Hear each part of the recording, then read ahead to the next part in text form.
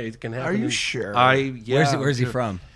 Well, it was Harvard, so America. So yeah, America. So wait, yeah. just let me clarify this. A man who went to the most amazing school in the world couldn't stop, look, and listen.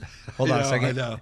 They go the opposite way. I've done it there. almost. They do. They go the opposite way there. Oh, that's true. They look, stop, and listen. I've almost done it. I've almost Wrong done it side in of the London. road. Serious. I'm dead ass serious. That's insane. George, you're funny. You are. Yeah, you are funny. And we both love you very much. Of the many questions I have, Yes. why a school in Zimbabwe? Like, why are they always in these like remote locations that don't really make? Like, why Roswell? Why a Zimbabwe school? Why there's that doc on Netflix right now, somewhere in like the middle of nowhere. I think I can answer that question pretty well. I mean, this is going to be speculation, but can I show you something? I'd love to see anything. So this is interesting. So you guys have to remember that. Satchel. Yeah, I know my little satchel here. You have to remember that we take a fairly hostile position, the military does, for anything that's unidentified in our airspace, particularly if it's over sensitive nuclear weapons facilities. So dating back to, and I'll get to your question, I promise. Cool. This is interesting. I've given this a lot of thought. I've got some really cool stuff to share with you guys. That looks exactly how I thought it would look. You know what I mean? Like, it's just like, I love you, man. I got you a phenomenon sheet. I was made by my 20-year-old nephew. Oh, fantastic. Dow, and he hand printed those for you guys. What's his name? Dow. What Dow. size? Dow? What size does he think There's I an am? extra large and a large. Like the Dow Jones? Yeah, Wow, it's DOW. amazing. Yeah, he made them. He was so excited when I was coming on the show, so he wanted you guys to have those. These are phenomenal. Yeah. Thank you. Yeah. So this is really interesting because in 1952, and I'll get to this. I promise you, I'll get to this in a second.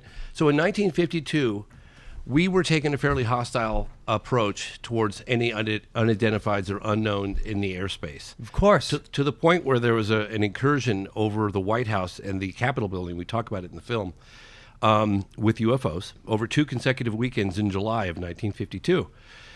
They were shooting at these UFOs. They were actively given the authority To engage.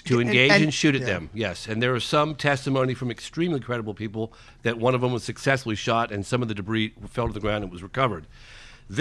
I got this very document from the Truman Library, and it was unknown on the internet. I'd heard it existed, but it's a very concerned civilian from the Rocket Society who's contacting the White House, President Truman at the time, saying, please do not engage on any of our behalf in aggressive behavior towards what could be an extraterrestrial presence trying to make contact with us. Why are you shooting at these people?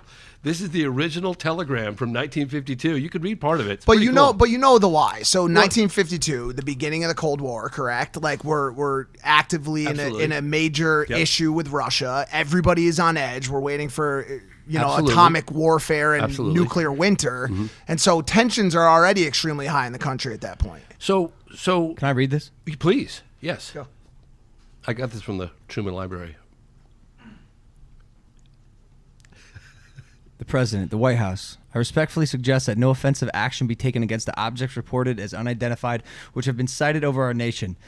Stop should they be extraterrestrial. Such action might result in the gravest consequences, as well as possible alienating us from beings of far superior powers. Stop. Friendly contact should be sought as long as possible. Stop.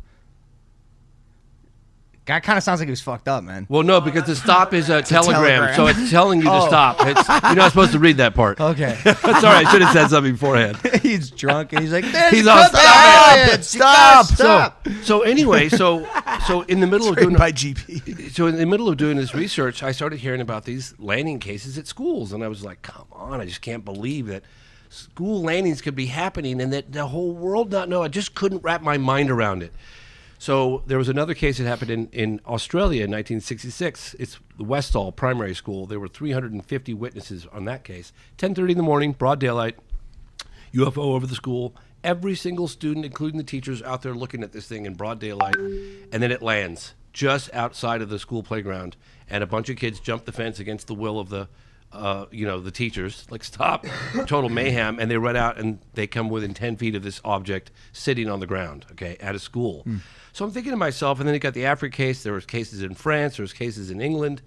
If you were, and I'm just saying, I'm total speculation here, but if you were wanting to make contact You get shot at when you're interacting with the military. You have a fairly benign presence with children.